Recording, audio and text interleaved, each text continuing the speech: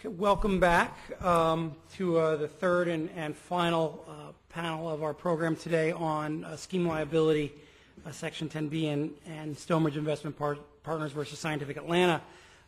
We've looked at the law surrounding liability under 10B and when secondary actors can be liable legally or can or should be liable for securities fraud. We've talked about some of the policy implications for investors, for competitiveness, perhaps for firms that have to comply with Sarbanes-Oxley and other regulatory requirements. And in some respects, these are precursors to looking at the actual case itself of Stoneridge Investment Partners versus Scientific Atlanta. And we're very fortunate to have with us today to debate the merits of the case two attorneys that are involved in this case representing amici on the respective sides of this litigation. Taking the side or standing in for the plaintiffs, we have Eric Allen Isaacson, who's a partner at Coughlin, Stoya, Geller, Rudman, and Robbins in San Diego. He is on the team of attorneys who filed the petition for certiorari in the Enron securities litigation, a petition for certiorari that's been pending for some time, and I think many observers believe is being held by the court pending the outcome of the Stoneridge case. Also filed an amicus curiae brief supporting the petitioner in this case, as well as in the related case, the Simpson versus AOL Time Warner case that we've heard about earlier today. On this, standing in for the defendants in this case is Ashley Parrish, who's a partner at Kirkland & Ellis in Washington, D.C., and he also worked on an amicus brief in this case. In his case, a brief filed on behalf of the Washington Legal Foundation arguing against finding scheme liability in this case. What our format is going to be is that each of our debaters will have 10 minutes initially to make their initial case. Then they will each get 5 minutes of rebuttal, and then at that point we'll follow with questions and answers from the audience and I suppose from me as well. And certainly it's an opportunity for all of you, those of you that are here and those viewing the webcast, to play the role of Supreme Court Justice. And if you had the attorneys in front of you arguing this case, what do you think are the key questions that the court needs to have answered in deciding how this case should come out? So without any further ado, I will turn the podium over, or the microphone over to Mr. Isaacson, who has 10 minutes to lay out the case for the plaintiffs. Thank you very much. The basic question presented by the case is whether one who participates in a scheme to defraud investors by executing sham transactions in order to falsify a publicly traded company's reported financial results, does that person thereby commit a manipulative or deceptive act within the meaning of Section 10B? Now, the facts of Stoneridge involve vendors. Charter Communications was a company that needed to, it felt, post revenues that analysts were expecting of it. It was buying television set boxes for the top digital boxes, and it went to the vendors that were selling those boxes to it and said, hey, charge us $20 extra for each and every one of those. We will structure a transaction where it makes it look like we've got a legitimate business relationship going on here, where we're going to give you advertising, and backdate the documents so that it looks to the accountants that this is a legitimate transaction rather than something that's just to pad our revenues, and got them to go along with this. Now, the consequence of this deal was to inflate the revenues of Charter by $17 million. That was the purpose. That was why these sham transactions were entered by Motorola and Scientific Atlanta. Now, that's a case where third parties engaged in sham transactions in order to inflate the reported financial results of the company. Another case where outsiders engaged in sham transactions to hide debt and inflate reported financial results is the Enron case, which has come up several times today. Now, in Enron, the fraud consisted of hiding Enron's debt. The fraud consisted as well of forming bogus transactions to make it look like Enron had much larger revenues than it really did and much higher cash flow. Now, who did that? The fact is that Enron's bankers did it. Credit Suisse and Merrill Lynch structured transactions, executed transactions in order to hide debt and inflate financial results. And they were quite successful at it. Now, Steve Bainbridge, a few minutes ago, said that in cases of securities fraud, you ought to go after the people who actually are responsible for the wrongdoing. In Enron, that's the third parties. It's Credit Suisse. It's Merrill Lynch. Now, the question again is whether engaging in that kind of conduct is manipulative or deceptive. We've been told many times today that you've got to start with the language of the statute. Section 10b prescribes manipulative or deceptive devices or contrivances. Is it manipulative or deceptive to engage in sham transactions to phony a company's financial results? Well, I think it is. 30 states, more than 30 states, represented by Andrea Sight and the Ohio Attorney General, filed a brief saying, you bet that's manipulative and deceptive. The SEC said, yes, that's manipulative and deceptive within the meaning of 10b. And they wanted to file a brief. And the Bush administration said, not so fast. You are not going to come in this case, on the side of investors who are victims of fraud. You might ask why the Bush administration takes that position. The Solicitor General ultimately filed a brief that said, well, yeah, that's manipulative. It's deceptive. It violates Section 10b. But people who violate 10b by committing a fraud that causes millions and millions and millions, or in the case of Enron, billions of dollars of losses, shouldn't necessarily be liable. Because if the $17 million that Motorola and Scientific Atlanta generated with the sham transactions was included in Charter's financial statements, according to the Solicitor General of the United States, only Charter should be liable. Only Charter committed a manipulative practice upon which the public relied. Well, I got to tell you that $17 million was what was relied on by the public. They looked at the financial statements and thought that company, Charter, was making more money than it was because of the manipulative and deceptive conduct of the vendors, Charter and Motorola and Scientific Atlanta. Now, the Solicitor General, and let's go to Enron, the Fifth Circuit as well had to agree that the kind of conduct that was at issue in the Enron case was both manipulative and deceptive. Well, not manipulative, but was deceptive as that word is used in section, or as that word is used in ordinary language, in ordinary speech. They also acknowledged that as a matter of fact, the market relied on the manipulation and deception that was conducted by Enron's investment bankers. Now, the court nonetheless ruled for the defendants in that case, saying that it was by losing sight of the limits that the statute places on Rule 10b-5 and by ascribing natural dictionary definitions to the words of the rule that the district court and like-minded courts, such as the Ninth Circuit or Parmalat District Court, have gone awry. Reading the statute as it was written by Congress was the mistake that the district court made in Enron, according to the Fifth Circuit Court of Appeals.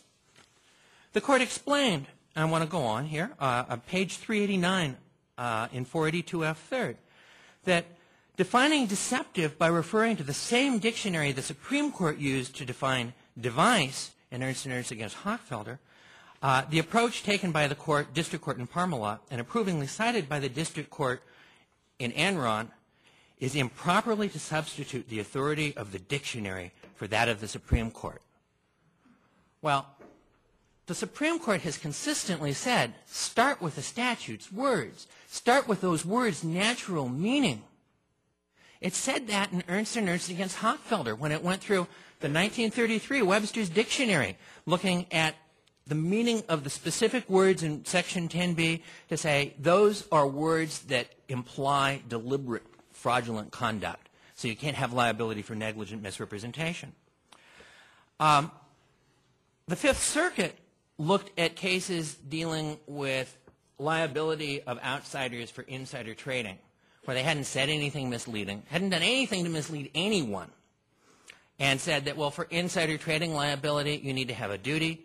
And the Fifth Circuit said, well, no breach of duty, no liability. They said, Fifth Circuit said, and I'm quoting now from 482 F. 3rd at page 383, the plaintiffs are likely correct that the market for Enron securities was efficient, and that inherent in that conclusion is the fact that the market price reflected all publicly available information. But the factual probability that the market relied on the bank's behavior and or omissions does not mean that the plaintiffs are entitled to a legal presumption of reliance.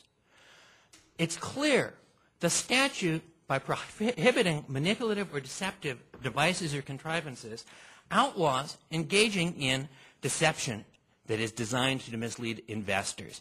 And it's only by coming along and saying that there's no direct reliance on this, or that there's no duty not to deliberately mislead investors, as the Fifth Circuit did, that, in my opinion, you can avoid a finding of liability and a reversal in the Stoneridge case.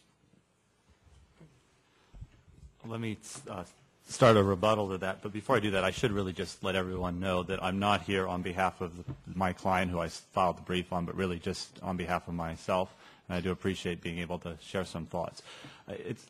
What I think we'd start off is maybe the points of agreement that we have, but what I think we can do is, before I even get to the points of agreement, begin with simplifying the question presented, because it's a long-worded question presented, but it's really actually even simpler than that. The real question is this actionable securities fraud within the definition of Section 10b?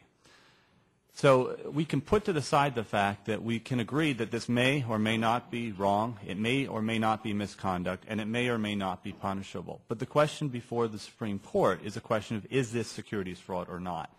And where I come out on that, this is a question for Congress to decide, not for the court. And there's a number of reasons why Congress itself has chosen not to take the added step of making these sorts of cases the types of cases that can be brought under Section 10. And in doing that, Congress has been wisely, or should have been wisely, concerned both with the fraud that we see outside of the system, the fraud that's been alleged to have occurred here by charter and by the vendors, and the fraud that we see inside the system, which are lawsuits that shouldn't be filed that impose enormous costs on investors. But what I said at the start is I wanted to point out the ways in which we agree. And I do agree that we need to start with the text, and the text here is very helpful. But where I disagree with Mr. Isaacson, and also disagree with the petitioners in this case, is that you have to read the whole text. It's fine to invoke principles of reading the text, but you have to read the whole text. It is true, and I agree with Mr. Isaacson, that we can define the terms of deceptive conduct fairly broadly. But we need to look at what comes before that. And it's key at what comes before that is that what it says, the statute says, any person may not use, and I'll skip the instrumentalities of interstate commerce, mails, and so forth, to use or employ in connection with the purchase or sale of any security. And then it goes on to talk about deceptive device. So there's a few words in there that are very key. One, the key word is use or employ. You have to look at that. Second, we have to look at the fact that it's a security, and it has to be done in connection with the purchase or sale of that security. So we're not just talking about fraud. We're talking about security fraud. Now here, what we have is fraud relating to set-top boxes, not fraud relating to securities. And I know that the Supreme Court in other cases has interpreted the in connection with requirement fairly broadly to talk about coinciding with. But we're not talking about anything here that coincides with security fraud either. The facts are pretty clear, and it's undisputed that vendors accounted for the transactions correctly. They had no control over Charter's accounting itself. They had no contact with Charter's auditors. They weren't influencing Charter's auditors. They made no statements to the Charter investors themselves, and they owed no duty to those investors. And I think those are dispositive here, because what we're talking about, again, is a question of securities fraud. Now, along with those lines, in addition to the plain text, and I think coming out of that plain text, you have central bank. And central bank recognized that in addition to satisfying the fact that this is in connection with the sale of the security, you also have to satisfy normal standards of showing reliance and causation. Here again, I think the petitioner falls down in not being able to make those satisfactory standards. Again, the vendors did not communicate with the charter's investors. They did not talk to the investors about the documents relating to set-top boxes. There was no statement directed to the market at all, and there was really no inducement here for charter to make those misstatements. Now, I think the piece of information that's most important about this, that again, I think really confirms both what the court did in Central Bank and the respondent's reading of the statute, is what happened in 1995. And a lot of this was talked about this morning, but Section 20E is really, I agree with Professor Bainbridge, I think it's dispositive. Congress had a choice as to whether it was going to open this up to private lawsuits, and it said no. It said we're going to leave this within the SEC and allow SEC to enforce these. Now, Congress may have made the wrong decision, right? It may be that we need more enforcement here. It may be the case that we think that the SEC's penalties are not enough. But that's a choice that Congress has to make. It clearly knows how to make that choice, and it made a deliberate choice in 1995 not to open this up beyond the SEC. If Congress wants to change its mind, it's free to do that. And then I think lastly we have to take a look at Central Bank. I actually disagree with most of the panelists this morning in the sense that I do agree that Central Bank is easily distinguished on the facts. But and maybe it's just my own shortcomings, but I don't see how you distinguish Central Bank aiding and abetting liability from any other form of secondary liability that we're talking about here. And what I mean by that is that, and you see this very clearly in the petitioner's briefs, they cannot distinguish between aiding and abetting on liability and the secondary liability they're opposing here, except for to say that the difference is some deceptive device. But I'm not sure what a deceptive device would be here that was any different from the deceptive device that would give rise to aiding and abetting liability. So I think the distinction at the end is a linguistic one. And maybe there's some weight to linguistic distinctions, but I don't see this linguistic distinction really carrying much weight, particularly in light of what Congress did in 1995. So if you take a look at that, the question is, well, what's the response? And I think Mr. Isaacson let it out very well. He starts off by saying that the purpose here was to defraud charter investors. But that's not really true, is it? In the sense that I don't think there's anything in the record, and there's certainly nothing that was pleaded, to suggest that the vendors were engaged in the purpose of defrauding charter investors. What the vendors were engaged in doing here was entering a very favorable transaction for them that allowed them to get extra advertising. Now, we may think that was fraudulent. We also may not like the way that they handled it or any of the backdating of the books and other allegations that were made.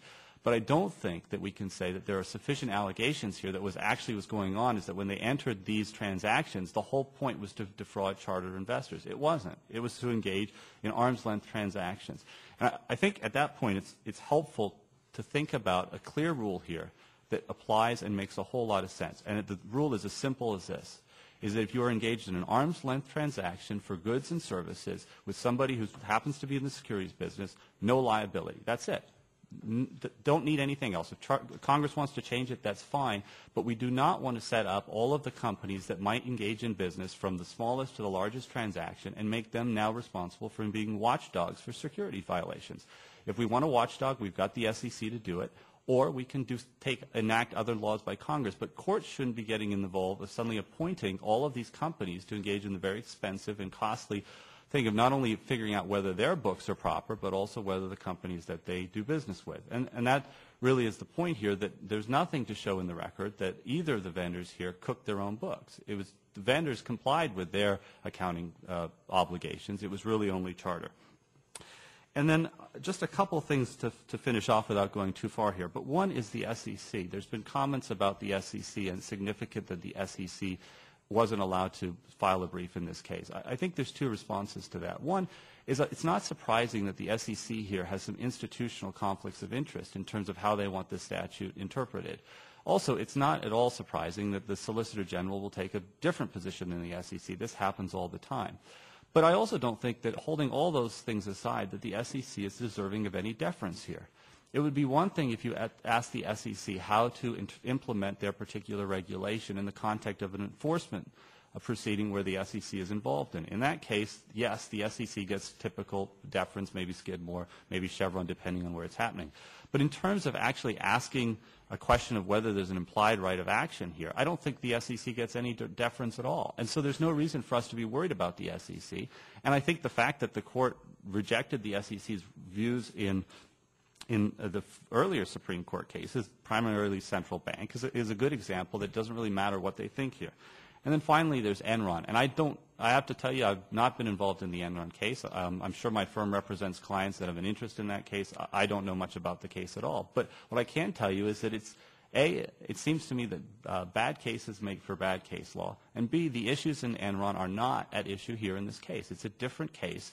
What we're looking at here is simply the question of the third-party vendors. We don't need to get into questions of whether there's additional duties that may arise. And again, I just don't know what's going on in Enron, but I just think that we need to focus on what's going on in this case. And there's a clear rule in this case that needs to be set forth.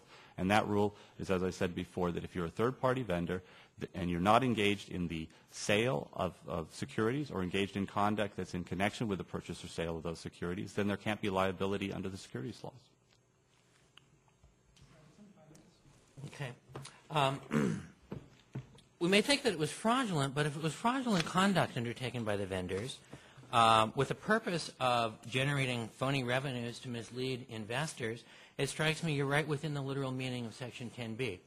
If you want to talk about what Congress did in 1995, what it did was to set up a bunch of requirements for the implied cause of action under Section 10b, requirements for what plaintiffs have to plead, for what plaintiffs have to prove, and it also set up requirements for proportionate liability. Congress recognized that a scheme to defraud is the typical securities fraud, and that multiple participants in the scheme are going to face liability together. That's precisely why there are specific provisions in the 1995 legislation for proportionate liability and for allocating liability. There are also provisions with respect to contribution. Now, when it comes to the question of reliance that the Solicitor General ends up hanging his hat on, it strikes me that reliance has always been a question of causation. In fact, the Supreme Court said in Basic against Levinson that there's more than one way to show reliance. If the vendors engaged in a scheme to inflate a publicly traded company's revenues by $17 million, and that is reported to the public as everybody involved in the scheme expects it to be, I don't think that the fact that the company reported the phony revenues as contemplated is an intervening cause that cuts off reliance. The reliance is of investors on the reported results. They don't have to know about the specific transaction. And according to Basic against Levinson, people who purchase in the open market at an inflated price don't need to know about the specific statements that produced that price. Now, folks sometimes talk about Basic against Levinson being some kind of a radical deviation from the common law, but I find its principles laid out by Professor A.A. Burley, a professor at Columbia Law School and a member of Franklin D. Roosevelt's Brains Trust, in a law review article he wrote in 1931 in volume 31 of the Columbia Law Review, Liability for Market Manipulation.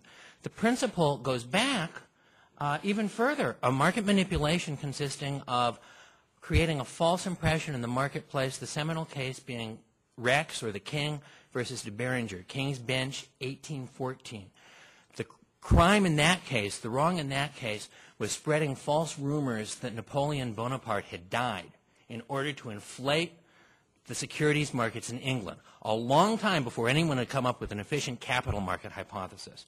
And the King's Bench ruled that that is a fraud on anybody who had transactions in the markets at the time that the prices were inflated. It goes back a long way. It's got deep roots, and quite frankly, it's got roots in the common law. Common law fraud, according to Passley against Freeman, often recognized as a seminal case. King's Bench, 1789, three-term reports, I think, said that any time one person commits deceit to the damage of another, an action in the case for deceit lies. The elements of fraud that have been produced since then are all aimed at connecting or ensuring that there's a connection between deceptive acts and a damage, which is exactly what we've got in a case like Enron or a case like Stoneridge. You go on to the statement of what is fraud. The Supreme Court in Wyoming Ranch Cattle Company in the 1800s said it consists of deliberately producing a false appearance or a false impression, and it doesn't matter how it's done, whether it's by words, by acts, whatever.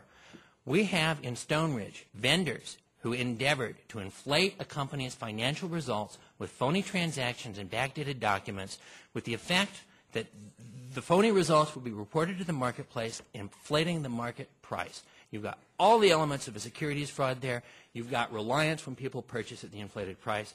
I think it ought to be a slam dunk for petitioners.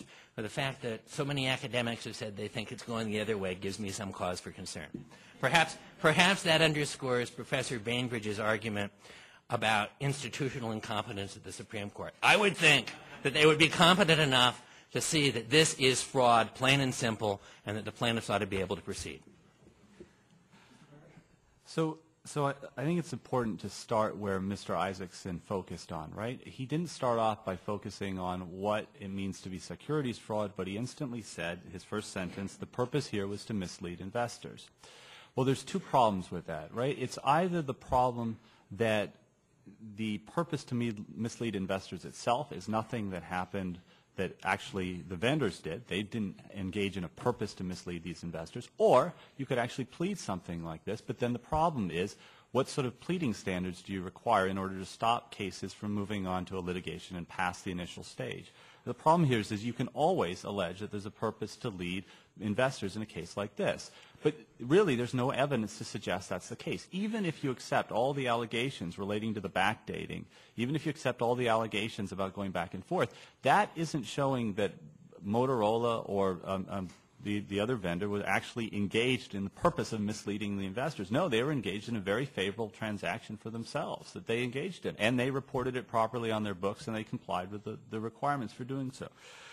But so the problem here is how do you police being able to plead these sort of security class actions? And the problem is, I think the standard that Mr. Isaacson would want is just far too liberal. It allows too many of these cases to come in.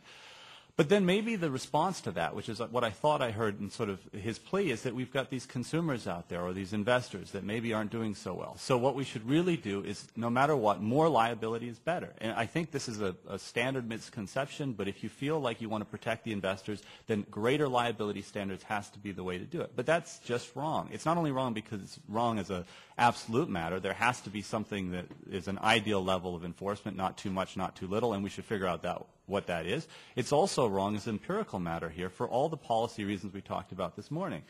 Trying to refund investors in this mechanism is just a really bad way to do it. Transaction costs are far too high. You've got consumers at the end of the day, I think, are worse off, not better off because of this. And what you end up having is you have a civil justice system that really is spinning out of control. So I finish off where I start, which is that it's really up to the Supreme Court here to put an end to this type of litigation and let Congress decide how it wants to handle it. If that means expanding the SEC's authority, that's fine. If it means creating some other form of private liability, they can decide to do that, but that isn't the job for the court. Okay, we're now going to go to questions and answers. Again, if you are watching this on the webcast and you want to email a question, you can email that question to kcblr@gmail.com. I'm going to take the moderator's prerogative to ask a couple initial questions. The first question is for Mr. Parrish, and in your initial remarks, you made a bunch of comments about the importance of the language of 10b and the connection to securities. And I'm wondering if the rule you're suggesting the court should adopt would suggest that there is a meaningful difference in the liability exposure for, say, a Motorola or a vendor that's selling a product like a set-top box, and, say, Credit Suisse, Merrill Lynch, firms that are actually involved in providing financial-related services to other companies. In your rule, are those sorts of companies more likely to be subject to liability than, say, a Motorola or a Scientific American? Well, and I have to tell you, I think it gets, the more you move along the fact pattern, it becomes harder to know where the line drawn. But the line is clearly far away from where it is here. So I do think that it's more likely that companies that are engaged in not clearly arm's length transactions like this, there's a greater possibility that there might be liability. But it's going to depend on the facts. And again, you still have to show that it was in connection with the sale of security, and it would still have to be within the framework that central bank lays forth. And so my suspicion is, if I knew more about all of those cases, that there's definitely the case that the plaintiff's bar is arguing for too high a liability standards. That seems like a pretty safe guess.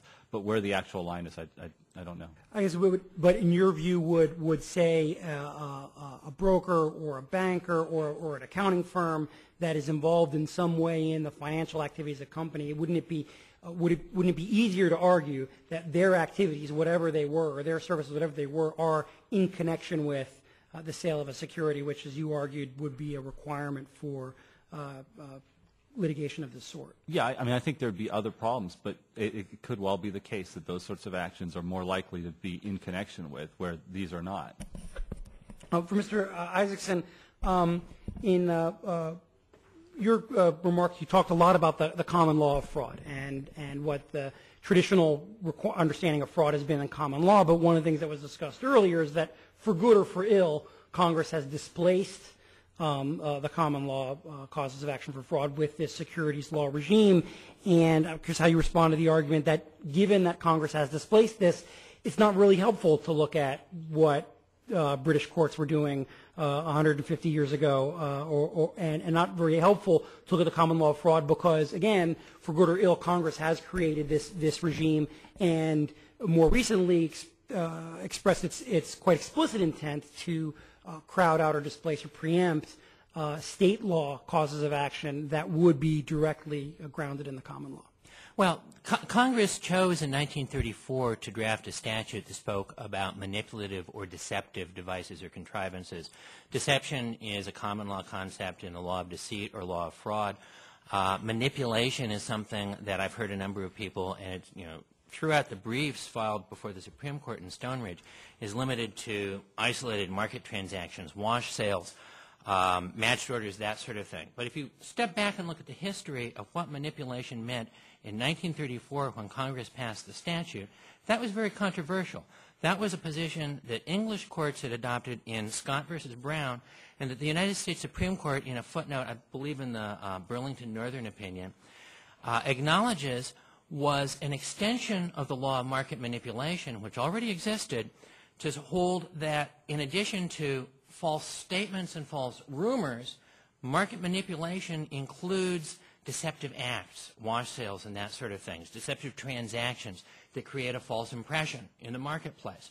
Now, if you look at A.A. Burley's article in 1931, you'll find that the established law of market manipulation that was non-controversial was the idea that feeding misinformation into the marketplace affected the market price. And he articulates what I identify as the fraud on the market doctrine and fraud on the market principles right there. He goes on to argue that market manipulation ought also in American courts to encompass matched orders and wash sales and that sort of thing. And he follows up with an article in 1938 saying, I told you so, they're doing it now, citing United States versus Brown, a case that did it, I think, under the mail fraud statute in 1933, district court opinion. I think that you can look at these, common law background to ask, what does manipulation and what does deception mean? And the basic goal of the law of fraud has always been to say, is somebody doing something with the purpose or the intent of causing somebody else to be misled and to rely to their detriment? And I think we've got that. I don't think that Basic against Levinson is a radical departure from those principles in all honesty. Now, is the court bound by common law? No, it's not. The court can frame Section 10b liability in a number of ways that are deviations from the common law. But I think it's also important to look at the fact that the United States Congress in 1995 pretty clearly endorsed the existence of a 10b cause of action. It pretty clearly endorsed joint and several liability and proportionate liability, recognizing that there are going to be multiple actors and that when there are different actors working together in a scheme to the common end, as we've got in both of these cases we're talking about, you look at the character of the actions and their connection to the losses ultimately sustained. Congress has spoken, and it's not up to the courts, in my opinion, to overturn a liability that Congress has basically recognized. Questions? Professor Painter, if you just wait for the microphone. Oh, since you're closer, we'll get Professor Bainbridge in first. I'd like to pose a hypothetical for both parties, if you don't mind, and maybe Mr. Parrish first. I'm a consultant, and I come up with an idea for one of these round-trip transactions, and I package it. I devise how it's to be done. I lay it out. I've got PowerPoint slides that show the executives exactly what to do. And I go to the company and I say, look, here's the deal. Here's how you do this. And they're like, well, isn't this going to be illegal? And I say, yeah, but you're never going to get caught, and yada, yada, yada. And look at the good stock price effects. And they say, okay. And they do it. Nobody has ever heard of me. None of the investors have ever heard of me. The only time my involvement comes out is years later in a deposition. One of the executives of the company who's being sued by somebody like Mr. Isaacson in his deposition says, well, we got the idea from Bainbridge. And all of a sudden everybody's like, wait a minute, who's Bainbridge? Where did he come in? Is there any way that I deceived the investors of that company? Perhaps I conspired to help deceive them. But is there any way that I, in your view, the test that you've articulated, would I be held liable? And then I would ask Mr. Isaacson maybe to address the question of whether, in his view, that's an appropriate case for 10b-5 liability, and if so, why? Yeah, I guess there's a couple of things to respond to there. I think the key point that your hypothetical does is show why this case should be an easier case. So I think just to point that out is it really shows the difference there between a situation where there is really in connection with a sale or purchase of a security, because it clearly exists there. And that's, I think, really helps show why this case is an easy case and should be easily decided. But the question I think that your hypothetical drives at then is really goes further is to the issue of reliance. And I actually don't know the answer to that. I actually, in taking out a role of the debate of the person before the Supreme Court, I actually think the reliance issue is not the way that the case should be decided. I think it's another arrow in the respondent's quiver. But I really think that the arm's length transaction vendor point is the issue here. And then when you have situations where you have collusive behavior there by consultants that are providing specific advice, that's a very different case. And I have to be honest, I don't know enough about the securities laws as to how you'd actually find a way of enforcing that. And if you can't, like you pointed out in your morning comments, those are the types of actors we should be going after. But I don't know how you do it, but I do know that it wouldn't fall into what this case is about at all, and you don't need to decide this case in a way that would preclude you from looking at those types of actors later. So I know that's not really a complete answer, but unfortunately it's as much as I can do. Mr. Isaacson? With respect to in connection with a purchase or sale of a security, financial reports are reported on a quarterly basis in SEC filings precisely so that investors can rely on them in connection with purchases and sales of securities. The SEC requires them to be audited so that they will be reliable when investors rely on them. And the case of Stoneridge is one in which documents were backdated to give either the auditors cover or to mislead the auditors so that the phony numbers would go into the financial reports and be relied upon by investors in connection with the purchase or sale of securities. So I think in connection with purchase or sale is pretty clearly satisfied there. With respect to your hypothetical about somebody who basically designs the round-trip transaction for it to be executed by a company, yeah, I think they're part of the scheme to defraud and think that they ought to face liability, assuming the round-trip transaction is in fact executed and the results are reported and mislead investors. I'm just wondering if we could, I want to give you a slightly different hypothetical. Mr. Isaacson, I want to know how we would resolve this one. Let's say my cousin works is a salesperson for a publicly traded company, and he's having a difficult time meeting his sales figures, and he and I figure out some way, whether it's designed by Professor Bainbridge or whomever, but some way that I can help him inflate his sales figures because I don't want him to lose his job, I care about my cousin, and that's and what I'm doing is clearly wrong. I'm helping him defraud his company, and as you know, if his sales figures are inflated, that's going to inflate the sales figures of this publicly traded corporation, and it therefore is going to result in false information being communicated to investors that investors may in fact rely upon in making transactions. Clearly, I may be participated in a fraud, but is your position that what I've done is in connection with the purchase or sale of securities merely because my fraud has some economic effect that is going to alter document or alter the reporting of documents that investors may in the future rely upon? Well, in California, we've codified maxims of jurisprudence, and one of those maxims is that a person is deemed to intend the natural consequences of his acts. If you are doing something that is a deliberate fraud that you know is going to have an effect on the company's financial results that are reported for investors to rely upon, yeah, I think you've committed securities fraud. So, so when I help my cousin, I'm not only defrauding his employer, perhaps, I'm also defrauding the employer's investors and violating 10b. Well, you're asking me to assume that you and your cousin are working together to falsify the company's financial results to a material degree for whatever motivations. The motivation may be to save his job or get him ahead of the company or something like that. But as soon as you talk about inflating the company's reported results to a material degree, you know those are going into public reports, and that investors are relying on that. You know, as a publicly traded, employee of a publicly traded company that it's got a stock, you probably know the stock price, and you've got a darn good idea of what contributes to that stock price. Jonathan, can I jump in here? Please. This highlights what they say on page 3 of the reply brief in the petitioners. The only thing that they say to try to draw this nexus that you're trying to draw here is that what is important is that respondents anticipated that the phony figures would be disseminated by charter and certified by its auditors. I think that's what your question goes to.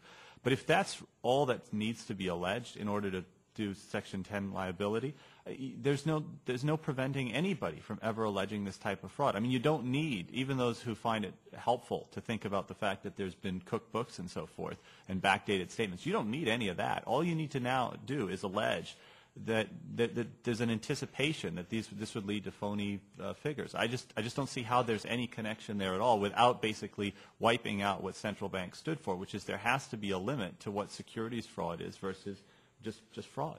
What about in this case? I mean, Motorola and Scientific America are offered this sweetheart deal by charter, right? We're going to essentially give you free advertising or super discount advertising if you help us cook the books. Is it unreasonable to say that someone at Motorola and Scientific America is smart enough to know that the reason for this is not because Charter Communications is feeling particularly charitable or really cares about their having more advertising, but because someone at Charter Communications is trying to provide a misleading picture? I mean, shouldn't we assume that, particularly in the case of companies like Motorola and Scientific America, these are sophisticated players. They understand that the deal that may be too good to be true is too good to be true for a reason, and they know what that reason is. And if that's the case, is it really casting too broad a net to say that they're going to be held responsible if in fact that leads to some sort of fraud? Yeah, I think it is. I mean, I think there's three things there. One is that I think it is true that you could imagine situations where certainly somebody in Motorola may have known. But this just goes to the points this morning. You've got these large entities with thousands of personnel to them. And so the question is, assuming that there may be something like that, how far do you want to extend the liability rules? And what makes sense? And the truth is that you can easily now come up with assumptions as to why any company might have perhaps known about these things. But I think built into your hypothetical is the assumption that this is sort of a bad deal.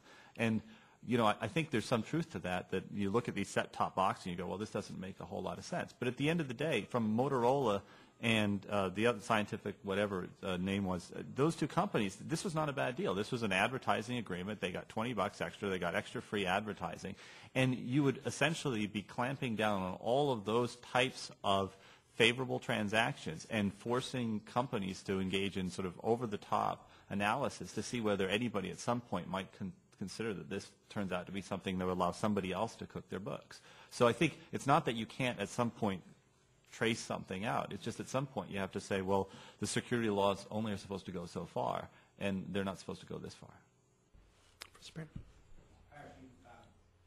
Emphasized that the vendors here did not have the purpose of defrauding investors. What if they had? What if introduced at trial were email from the vendors back to the company, the issuer saying, well, we know what you're doing here, but that's between you and your investors. That's not our problem, cite Central Bank of Denver, on the seat of their general counsel. It seems to me they'd be acting with the purpose of defrauding investors. Should they be liable? And if the answer to the question is yes, in that circumstance they should be liable, whereas in this case they should not, can't this case be thrown out under the Cyander standard and focus on Cyander? And the same thing with central bank. Couldn't central bank have gone the other way, have said fine with aider and abettor liability, but the aiders and abettors better have knowingly participated in the fraud? Yeah, I would answer no, yes. I was using the purpose point as a way to illustrate what I think the petitioners are doing in this case, which is confusing the facts to make it different. But I would still believe that the correct rule is that you don't need to look at purpose at all. If it's honestly an arm's length transaction, if it's not an arm's length, that's different. But fraud doesn't define whether something's arm's length or not. If it's arm's length transaction, in which case it's not involved in the sale or purchase, I think that's the end of the issue there. So to your first question, I'd say no liability, but I think it helps the fact that there's no purpose here. To your second question, I agree that as an alternative grounds, you can look at these issues of Scienter or Reliance and so forth. I just think that gets messy, and it gets messy in a way that sort of goes to your points this morning, is you don't need to get into this mess. There may be a right legislative solution for that, but I actually, and personal biases, but I think the problem that we have in a lot of these contexts is over-enforcement, not under-enforcement. That the problems that you have is that, and it's not over-enforcement of having companies properly regulated, it's over-enforcement of negative class actions that really don't help anybody. So I just don't see this as being the right way to go at all. There may be other ways to go that somebody who knows more about the securities laws and how the financial business works, but I just don't see litigation as being the way to solve it. So back to the guy who horsed around with a car, affecting a number on my car. He could be liable with common law, but when it comes to people fixing the books and so forth, even if it's someone they don't intentionally make the misrepresentations to the investors, no liability. That's right. And I think that it's not to say that there isn't possible fraud here, right? I mean, you were talking earlier about the preemption, which I think is important, but remember it's preemption of, as I understand it, it's preemption of state securities laws issues. So if I win on the idea that there's no fraud here in connection with securities, I may not win on the idea that the fraud that was properly alleged wouldn't have been, if it survived under state law, wouldn't be allowed to be brought. In fact, you'd think that my argument would imply that the state law cause of action for fraud would still exist, as long as it's not a state cause of action for securities fraud. But see, that's my point. This doesn't involve securities at all. I mean, it only involves securities because Charter cooked its books. The transaction that occurred at arm's length here had to do with set-top boxes, and unless the securities laws preempt set-top box fraud, which I don't think they do, I think you have an argument here. To the extent that it does involve securities, then it's an aiding and abetting involving of securities, and that's what the SEC is for. Just if there's an arm's length transaction, does it matter whether or not there is a plausible, innocent explanation for both parties' conduct? In other words, does it matter whether or not we can explain a innocent motivation on behalf of Charter? I don't think it does. I think it helps, but again, the question, I think, is one of pleading, and I know that we can say that with heightened pleading, but the question is can you plead a plausible fraudulent purpose? And I think it's too easy to do that. So what you've got to do is protect against those sorts of cases in the legal system. So I think I agree with a lot of people this morning who are suggesting that there's got to be a better way of doing it. But because there's got to be a better way of doing it, I think that this is not the way to do it. And I think that the text of the statute and central bank really fall on the side of that outcome. Yeah. Are you saying that my investor, if I'm a California investor, I can go into state court and sue SLUSA? It would not preempt me? I don't think you could.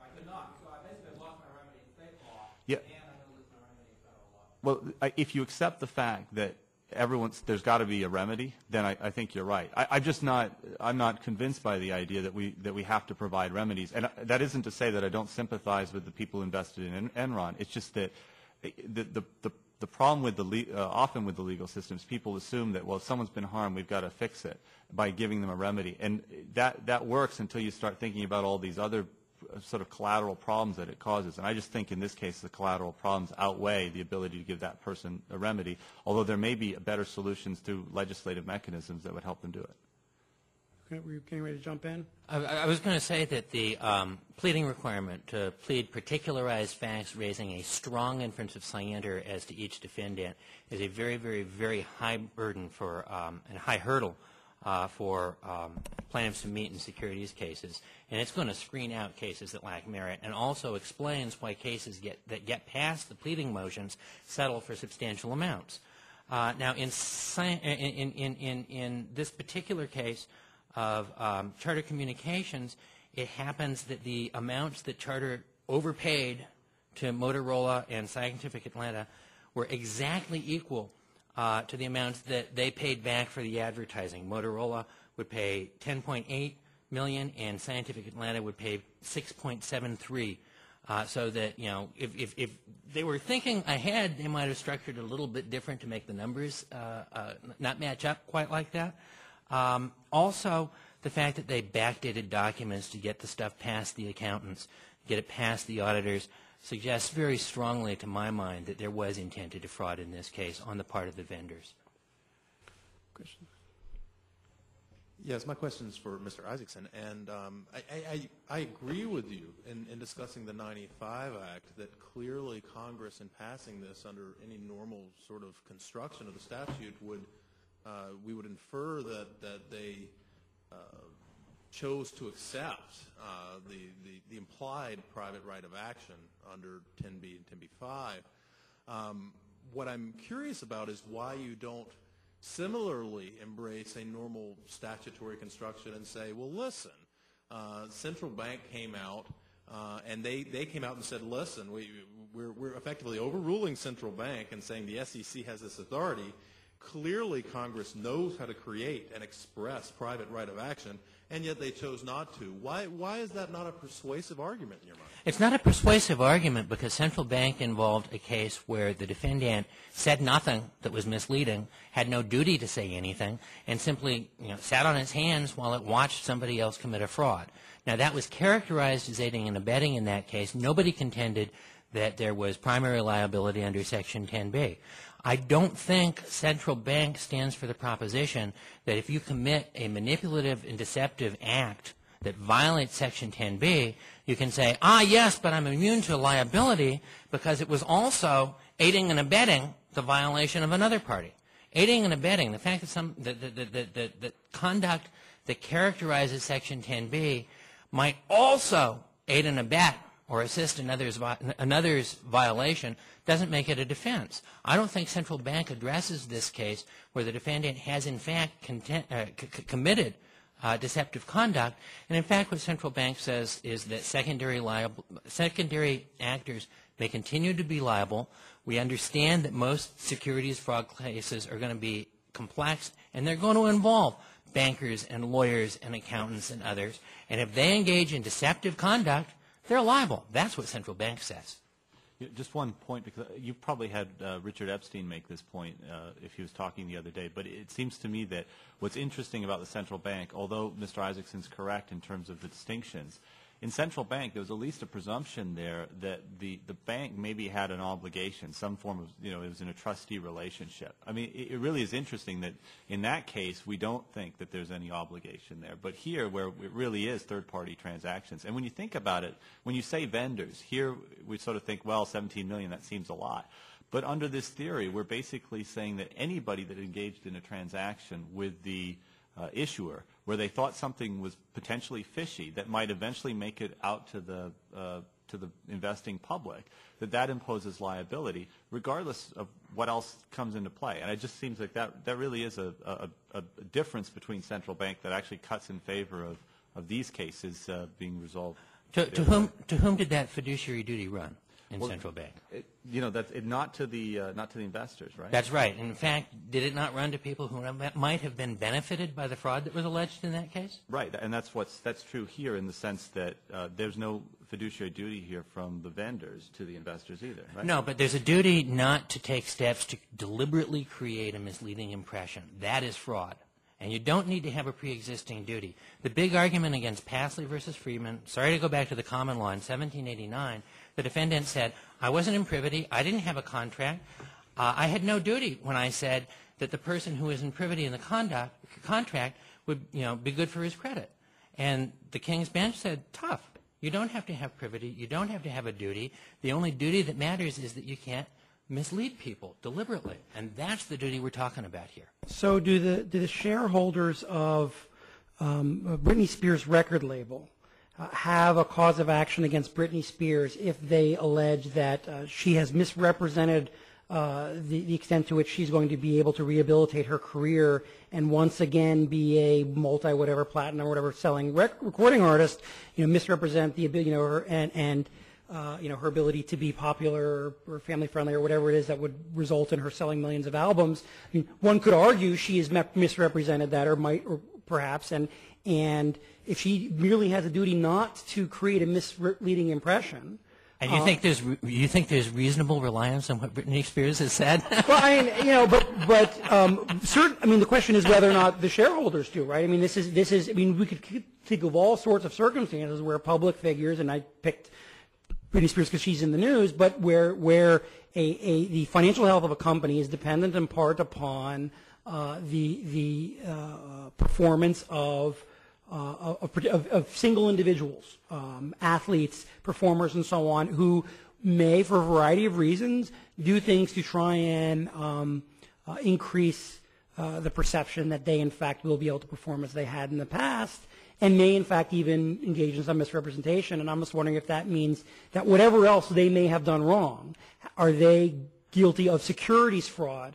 And therefore, can they be held liable by the shareholders of the parent companies? Well, there are plenty of cases out there where a company makes misrepresentations about a product. Apple Computer Securities litigation dealt with misrepresentations about a disk drive. Hanen versus Data Products was misrepresentations about a printer. Now, misrepresentations about a product, if the company's product is the personality of somebody like Britney Spears, I suppose you could come up with an argument that is analogous, that it's sort of like a product fraud. In a case that you've hypothesized, it's hard for me to see that there's going to be reasonable reliance, but she gets signed to another that's something to argue about in another case. There's one thing that I would like to address, though, that I haven't touched on yet, and that's the argument that this just involves institutional investors taking money out of one pocket and putting it into the other, that there's no real loss here. Well, I think that there's a serious cost when the integrity of our markets and our price system are threatened. A man named Friedrich August von Hayek wrote an article called The Use of Knowledge in Society in 1945. He received the Nobel Prize for Economics in 1974, explaining how important the functioning of the price system is to our society and how important the functioning of the price system is to proper allocation in the society. When you've got fraud in our capital markets, you are interfering with that. And on the argument that institutional investors just take the money out of one pocket and put it in the other, when you're talking about securities cases because they're widely diversified and they benefit from fraud as often as they are injured by the fraud.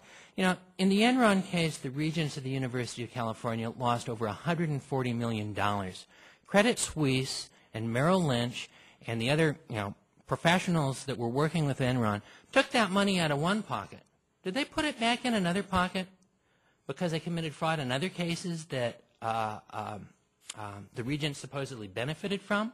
If they want to make that argument, I'd like to see them identify those frauds, please. Other questions? This is a question for Mr. Isaacson. Before central bank, there was a lot of case law on aiding and abetting and what aiding and abetting meant. And the case law focus was very much on I either was an aider and abetter or I wasn't.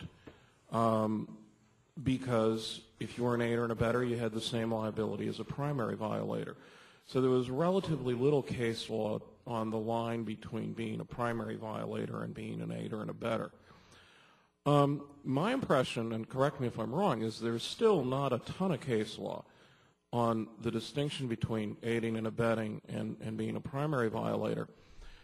As I listen to you, though, it seems to me that you're setting up an even finer distinction to be drawn.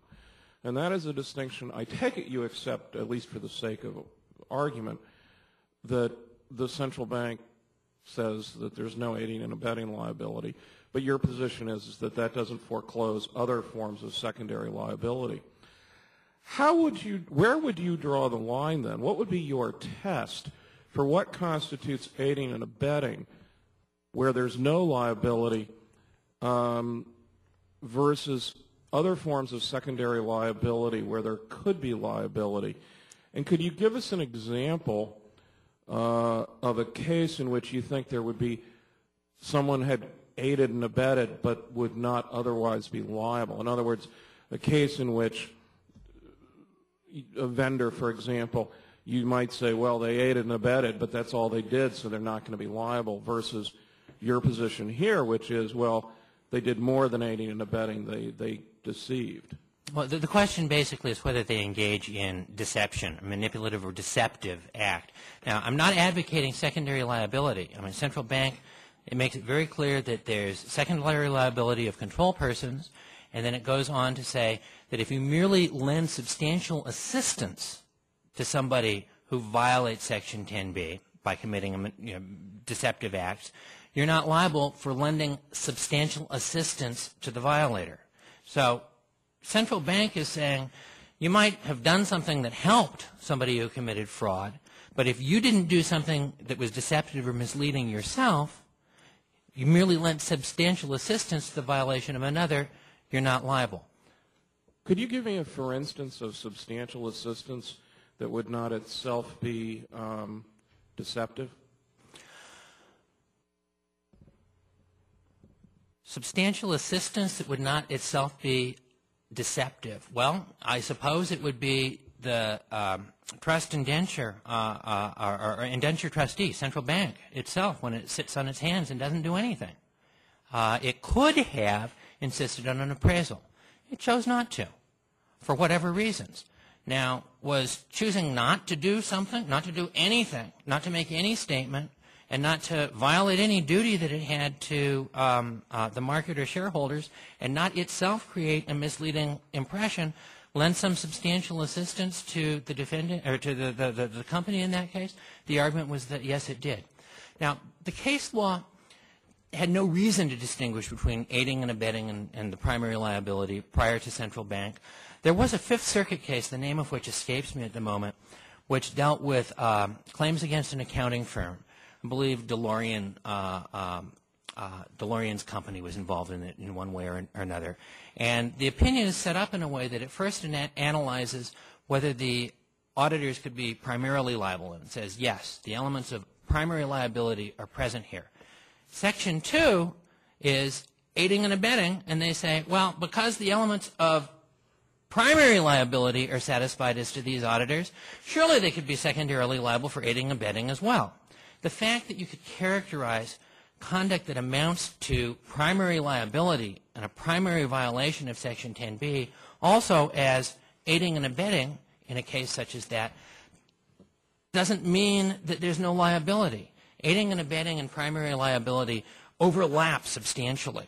And it's, part of aiding and abetting liability that has no involvement in committing fraud that central bank says there's no liability for that. I think there were some other questions in the front. Am I wrong? If there aren't any questions, I might have other questions. Let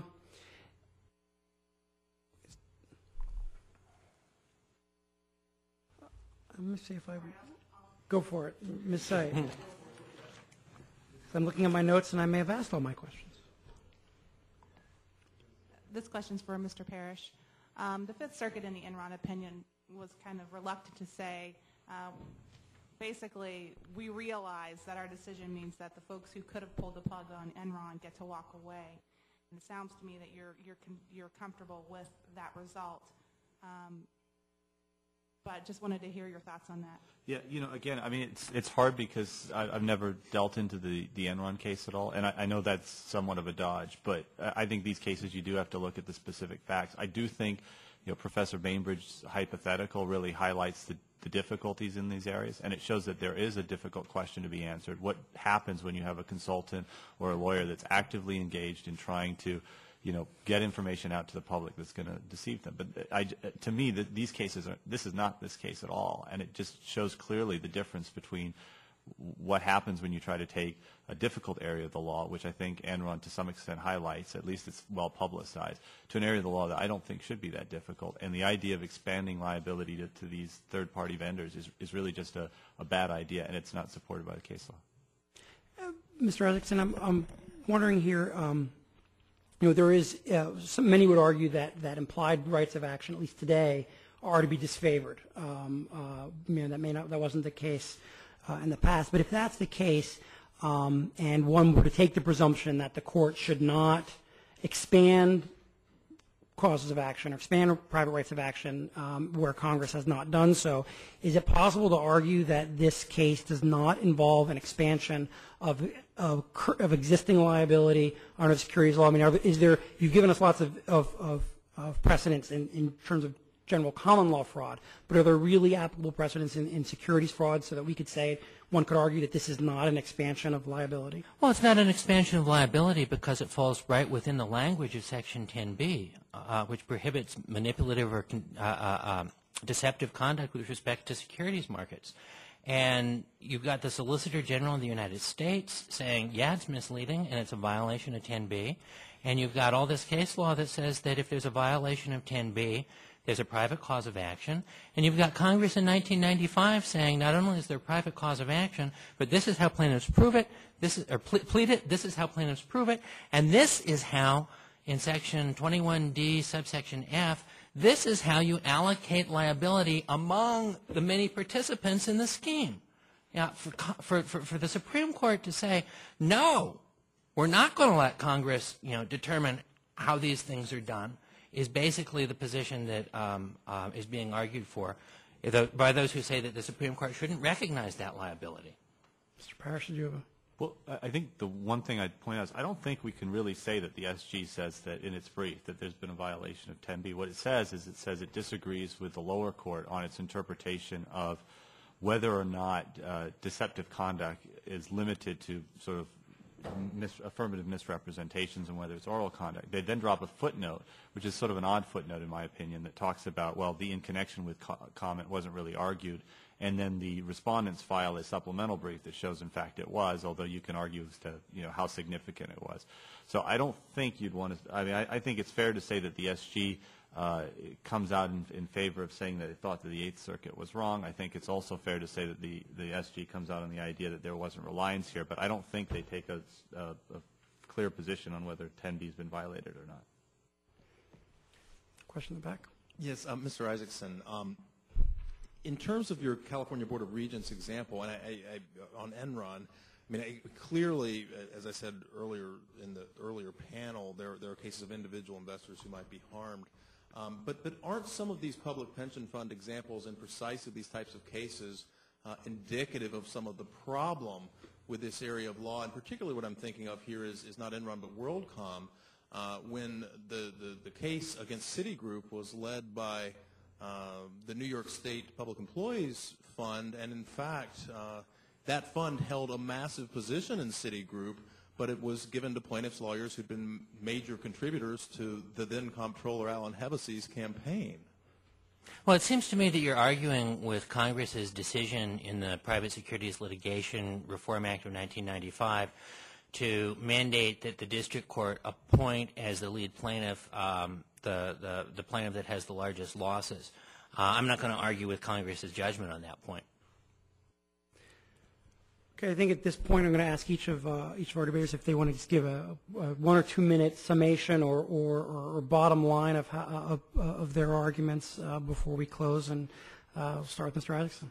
Well, it's not so much a summation. I'd like to speak a little bit to consequences. We've spoken some about the consequences of either recognizing or not recognizing scheme liability. I think the consequences of not recognizing it are pretty darn clear. I think that with central bank, as it's construed by much of the defense bar, the Private Securities Litigation Reform Act of 1995, with its heightened pleading standards requiring particularized facts, raising a strong inference of scienter, of fraudulent intent with respect to each and every defendant in order to proceed against those defendants with the case, followed by the Securities Litigation Uniform Standards Act of 1998 that killed state court litigation. People in the securities markets thought they were off the hook. They thought they were no longer going to face liability in private securities suits as a practical matter. And for a while, some people thought that was how it was going to turn out. I work as an appellate litigator in the Ninth Circuit, and in one case after another, dismissals of securities cases were affirmed by the Ninth Circuit Court of Appeals. It wasn't until 2003 that they finally sustained one. With the appearance to many people, many market professionals, that they no longer faced private civil litigation in class actions, what did they do? Well, Enron tells you, WorldCom tells you, there was a binge of securities fraud such as we've never seen before. And I think that's exactly what you're going to get again if the United States Supreme Court rules that there's no liability for deliberately engaging in a scheme to defraud investors.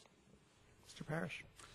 Yeah, I'd just say a couple of things. One, I think that under the position at least Mr. Isaacson's articulating is that you'd have to interpret central bank as basically leaving nothing but the smallest of small slithers of secondary aiding and abetting liability that isn't also principal liability that's directly actionable. So basically what that means is central bank doesn't really mean much at all under that view. And it also means that Congress really didn't need to take any action in 1995 when it did, because everyone could be prosecuted essentially under primary liability. I just don't think that was what happened in central bank. I don't think that's what Congress intended when it enacted any of the securities laws, and certainly not in 1995. And I think that, you know, this idea that there's been this dip which caused fraud, I just don't think that's happened. I think if you look at the statistics, there's been a huge growth in securities litigation, and it's being driven in large part by large plaintiffs' firms. And there's, I agree with Professor Painter, there's, you know, there's good plaintiffs' lawyers and there's bad, but the bad plaintiffs' lawyers are filling up a lot of the air right now. And I think that the best thing that the court can do here is just continue to apply central bank. It's an easy decision. Apply central bank, look at the 1995 Act, and then just apply the plain text. All right. Well, in closing, before we thank our panelists, I just want to make a few housekeeping comments. Again, as everyone already knows, this case will be argued before the Supreme Court this coming Tuesday. After the oral argument, once the oral argument transcript is available, which will be later that day, we will be updating the center website with additional materials, including some materials from our various panelists today. So be sure to check back to the center website for additional material and insight on this important case. I think we've gotten a sense of the important issues that are at stake here. The importance of this case is further underscored by the fact that though there were over 24 amicus briefs filed representing everybody from the Chamber of Commerce and Business Roundtable to the AARP to the Council of Institutional Investors to various unions and pension funds and over 30 states as well. So clearly this is a case that many organizations and institutions think is highly important. I also once again wanted to thank all those that helped in putting this conference together, Dean Reuter and the folks at the Federalist Society, the AV staff that have made the webcast of this possible and run so smoothly, Alice Simon and Nancy Pratt-Canner, who were really indispensable in putting these programs together, and of course all of our panelists today. So please join me in thanking everyone that helped make this possible, and have a good weekend.